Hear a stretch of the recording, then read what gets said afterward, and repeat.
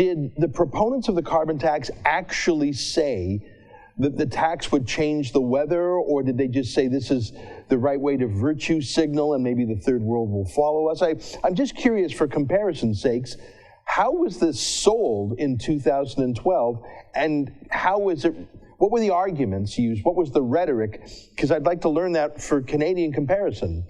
Yeah, absolutely. So exactly the same as it appears to be in Canada. So Australia, no one thinks that Australia's global carbon emissions would affect the global temperature at all. They don't think it will affect the weather. So we were told that Australia would lead the world. It was a moral challenge. We had to pay our fair share. Fundamentally, though, the world didn't appear that interested in following Australia. There's nothing that Australia would be able to do that would affect the governments of the United States or the governments of China and their dominant position in global carbon emissions. Now, if this was just a moral statement, it was a moral statement that failed.